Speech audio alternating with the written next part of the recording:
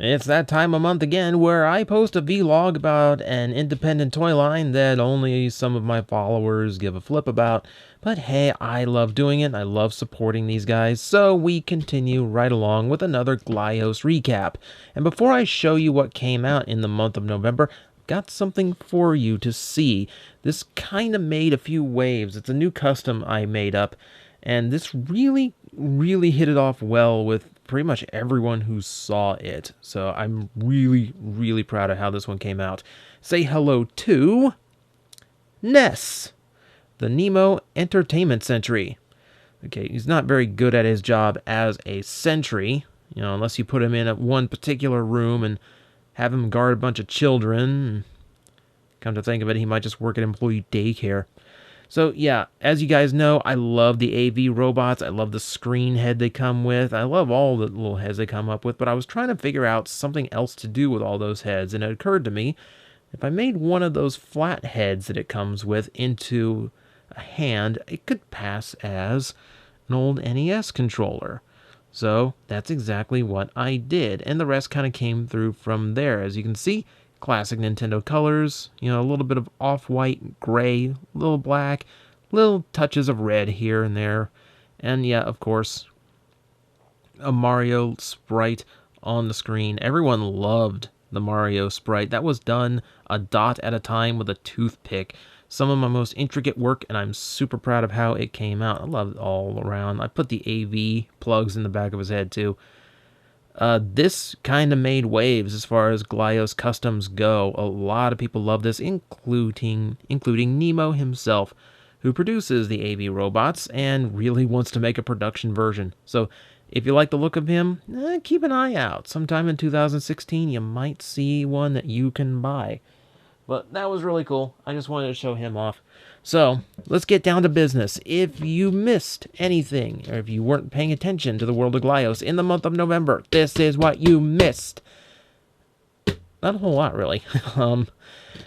This is the part of the show where I admit I really didn't dabble in Glyos much in the month of November. There were three major releases that I could remember, and keep in mind, life's got a lot of little Glyos companies, so it's getting hard to keep track of them all. The most major one that I remember that surprised me was RoboForce came back. Toy Finiti just out of nowhere dropped a brand new RoboForce figure, a set of figures actually. Not this one. This one has been around a long time, but I'm giving you visual example. See, they released two sets, one in gold and one in bronze, called the Ancient Construct.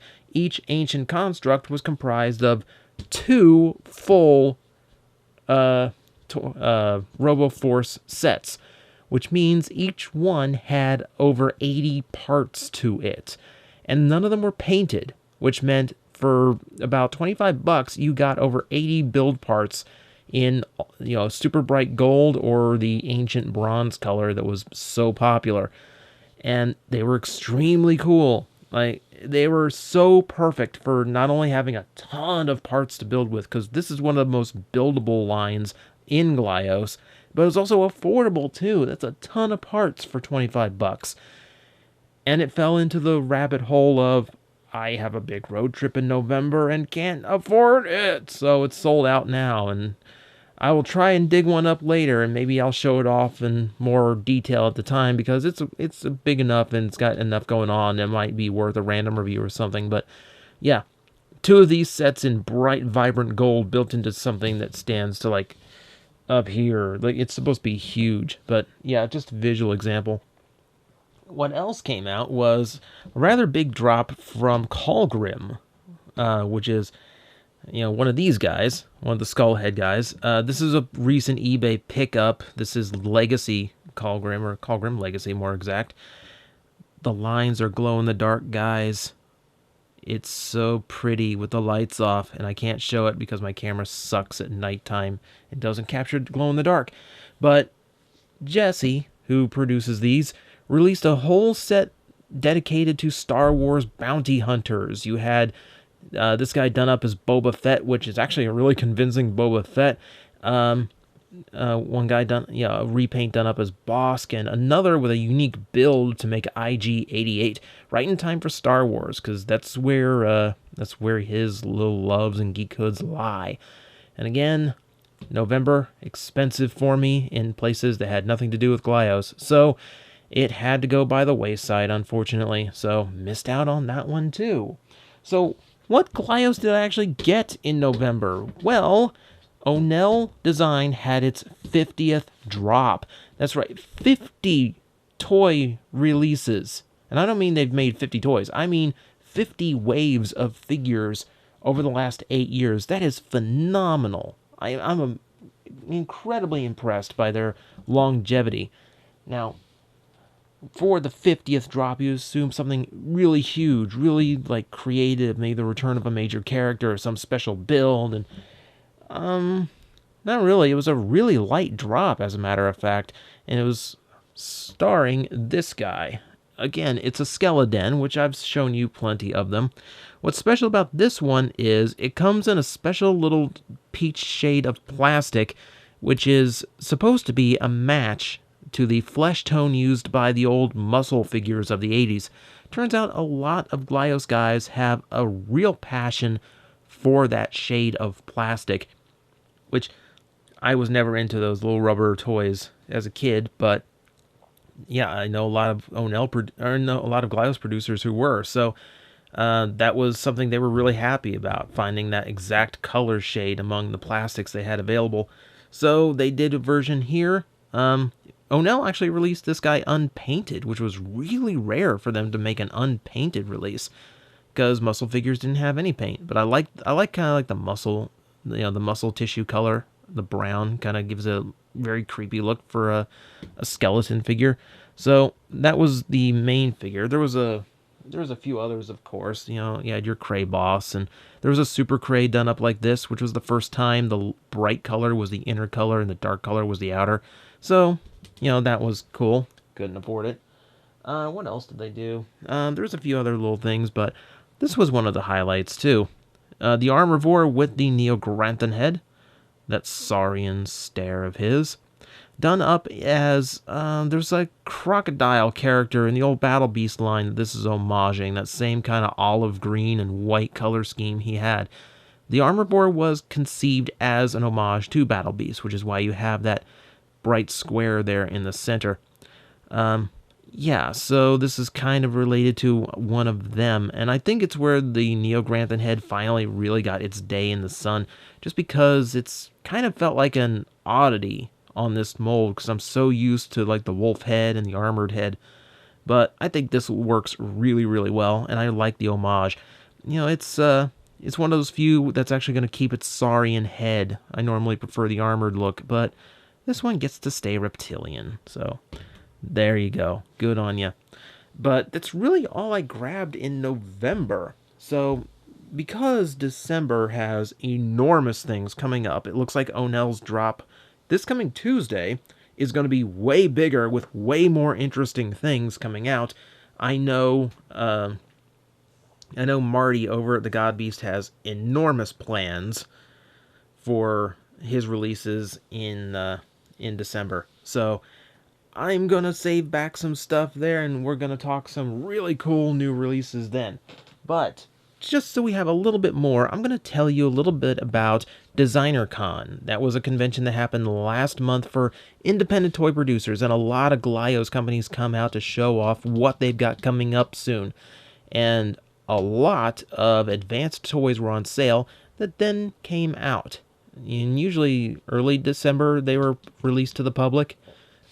But I'm going to show you, since it was technically released at the convention, I'm going to count it in the November stuff, just so I have some stuff to talk about. Just for starters, we'll show you Nemo and his AV robot. I'm going a lot here, I apologize. Came out with all clear, perfect for customizing. And yeah, he came out with a flesh tone too. Everyone came out with the flesh tone here in the last couple of months. This is how much this plastic color is loved. Kabuto Mushi had it. Callgrim had it. 4 different companies, and within the same month released all these toys in flesh tone. So you could tell, like, just how many of them had those as a kid and influenced their toy design. But yeah, Nemo released these guys in very customizable plastic. Can not only be painted over very easily, but also dyed in whatever color you want. So I think I'll be learning how to dye these and figure out something really cool as a custom. I better, because dude sent me a ton of those clear ones. I think he likes me, guys. I think he really likes my work. But that was cool. So these are available over at Nemo's shop. Again, if there's something amongst these that you're interested in, check the links below. Glyos tends to sell out on the first day of its release, but some of these things are still up and available, and I know as of this video, these guys are still available if the AV robot grabs you. Something else that came out at DesignerCon that was extremely cool. The Weaponeers of Mon Ka came back, and that was my first Glyos line. That was the very first line that was introduced to me and really showed me what these toys can do. And in a very exciting thing, not only did they have a new release, it's the classic characters. This is Imperius, the original lead character of the series. And man, he's done up in the red and gray that the original release was, but now it's all metallic and it's super bright. It's using the ultra silver and the metallic red that got used a few years ago. Man, but it's still just so shiny and pretty. It's a great way of rejuvenating those old characters to bring them back in these ultra metallics, just because it feels like it's freshened and renewed. It's the old character, but he's got all the wear and tear of the war polished off of him. He's got a few new paint apps on his chest too, just for the sake of having a little bit of distinction between the two. So yeah, extremely cool all the way around. These are the kind of toys I recommend for beginners in Glyos, not only because they kind of hit the retro toy vibe that some people are into, but check this out. I mean, these guys are about the same price. Well, this one's like 12 and this one's 15, but this is because he has armor and extra parts that I don't have on here. I don't even have the axe on this one. But you can see just for the sheer size of this guy for the price, some of them run like $12, and some that run 15 right now have like a ton of weapon parts that come with them too, and really intricate paint apps. So this is one of the lines I recommend to beginners. Also because all the cuts in the toy are these 45-degree angles that make the toy very unintimidating to build with. Also, the Optimus and Megatron ones are still available, as are some of the He-Man homages. So there's actually a little bit more retro in there for you. Aside Imperius, Paladar came back. This is, again, one of the lead characters. You can see it's the same colors, but they're switched around just like the original toy is. A few changes here and there. Again, he has this kind of circuitry thing painted on his chest, and the face has gotten a little bit of a makeover. It wasn't originally red, so it's a little bit different from the original release.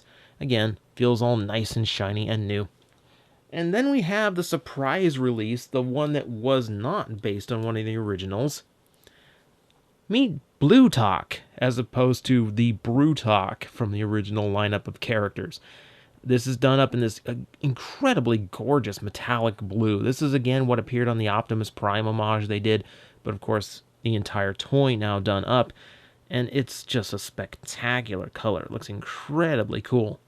Now, one of the things I really loved about Weaponeers is the storyline to them is so strong and consistent, and it really fascinates me when they pull out new stuff, because it's very rare that they are ambiguous. Like Onell there has a storyline, but only little tiny bits of it get out at a time, and you're left to imagine the rest. And generally, Weaponeers just give you the entire storyline behind each wave of figures. They've been kind of behind on that lately, which is kind of a shame, especially on Blue Talk here, who has a completely new faction symbol that has not been seen before, and apparently he's looking for Daddy, and I have no idea who they could be talking about or what on earth this character actually is. But it is an extremely cool color, and again, I really, really love the Weaponeers. These guys were also released in the Golems, which means just solid colors, $12 if you don't want to pay for the extra paint apps. So if you want a cheaper figure, those are available too. Again, check the links below. Now, that's pretty much all I'm going to show off for actual releases, things that came out at DesignerCon. Of course, other companies had other things there, but again, November, expensive, so I didn't get to particularly partake. But there is something I am going to show off here, and I'm like super, super excited about this thing. So I'm gonna, yeah, as you can tell, I'm make room, guys. Not that he's huge, but, you know, he deserves a little bit of an audience here. This, be very careful with this one. This is a biomass monster. This in particular is from a Glyos line called the BioMasters. If you remember Glyos 101, I mentioned this as one of the up-and-coming Glyos lines, and it still is up and coming. This is done by Pat Bussey, who has been trying for a while to get these guys into production, but the mold costs keep coming back too expensive to really make a run of it, which is really unfortunate because this design is unlike anything any other Glyos line is doing. I mean, you can see between robots and retro blocky guys, and here we have Battle Beast homages and skeleton warrior things. This is what I love about the Glyos family of companies. Everyone's doing something of their own passion, and this in particular is just so different. I mean, look, you got the tentacles, you got the horns, you got this manic maw thing and cyclops eye going on here, tentacles in the back, these crab claws for legs, wings, and these aren't even all the parts he's come up with. There's little sickle hands and more tendrils and all kinds of things. It's madness. I love this clear red and this super amount of glitter to it. It's a beautiful little thing. I'm being very gingerly with it because this is a hand-cast resin prototype. It's the only one they made. He's made more in the past. I think Vangelis has a review up of one that he got a while back during the first attempt to get these produced. But this one is the only one I know of that's been done in this super glittery clear red. And it's all mine. I love it. I don't know if I can pick it up on camera, if I can find it. But the molding on this thing is it's impeccable. It's really well done. But this thing is literally made out of someone's garage. This is not produced. This is at a factory. This is hand cast, hand poured. And I'm trying to find it. There's and somewhere on here I found the mold line, and the mold line is super jagged because it literally they just cut the mold open with an X-Acto knife to get the mold created. It's kind of weird, but yeah, I'm super excited for this line to get it. He's gonna try it again sometime early next year to get it to a production level. See if he can't get the actual molds produced for it. I really, really wish him the best because I want one to paint up. I really want to paint one of these guys. I don't want to do it to one of the one of a kind resins though. That would be criminal of me. But I really love this one. This is the last survivor he had of the ones he made for DesignerCon. It's the one that he made that I was really hoping I would get a hold of because I love this little Diablo devil thing he's got going on. I'm super, super happy to finally have one. So that's pretty much the month of November in Glyos, guys. Not a whole lot going on unless you went to the DesignerCon, in which case everyone had new stuff to show off, and a lot of it pretty cool. There's some huge things coming out in Glyos in December, so I guess I will see you guys in a month. We'll talk about it then and see just what came out, because I know some of the stuff that's coming out, and oh my god, guys, I've got such things to show you.